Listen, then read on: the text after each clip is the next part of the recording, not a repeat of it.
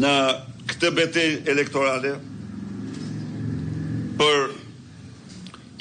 se duhet jam sinqert, jo krejtësisht për qëllime elektorale, sepse unë Erti dhe këta bashkëpunëtorët e mi e din personalisht prej shumë kosh. Kam qenë i bindur se dega e Durrësit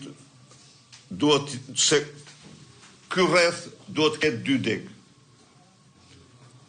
Duhet të ketë 2 degë sepse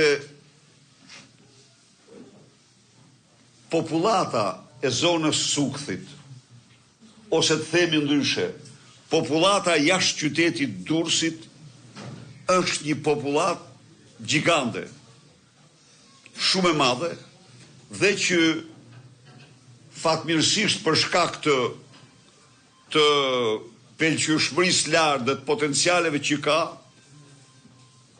mundësi që më shumë ikin nga qytetet se nga ajo zonë njerëzit.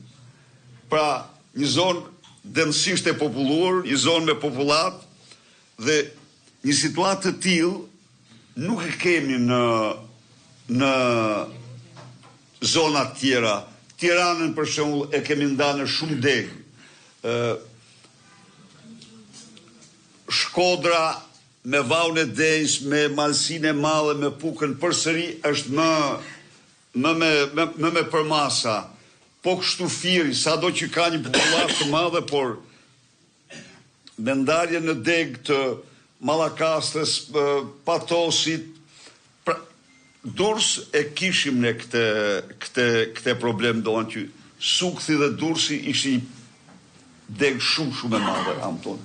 Prandaj dhe kryesia ka menduar që të ndaj degën e Durrësit në 2 degë, dega e Durrësit dhe dega e Sukthit. Tani për tani nuk është koha që të hymë në zgjedhje. Ju bëhet një ushtrim të përgjithshëm. Ishte kjo që bëhet me primarët dhe unë ju përgëzoj të gjithë demokratët dhe demokratët ata që kandiduan në gjithë Shqipëri, në tërësi një proces demokratik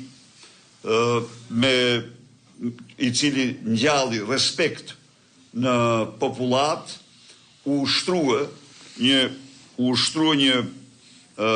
e drejt e antarëve dhe antarëve tona, kështu që procedura e zgjedhjes kandidatëve për zgjedhjes kandidatëve tani ka një bazë të fortë, solide, me vullnetin e antarëve të Partisë Demokratike. Natyrisht janë dhe kriteret tjera me të cilat do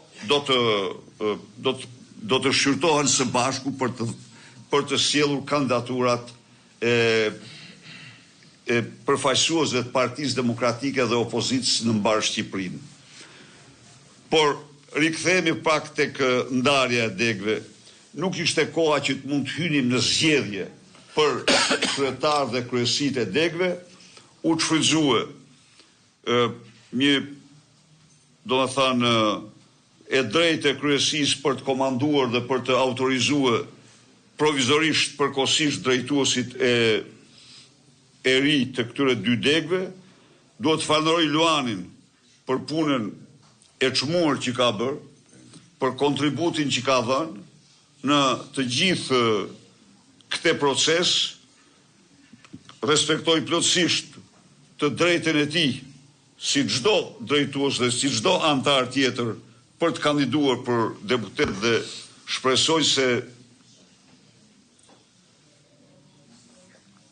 dhe jam i bindur se qytetarët e Durrësit do të japin vlerësimin e tyre.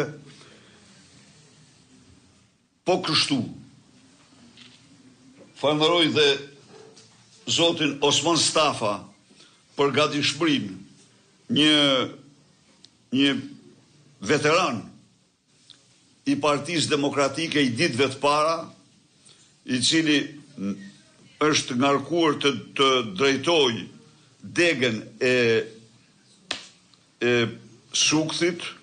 Falenderoj zotin Adi Muka,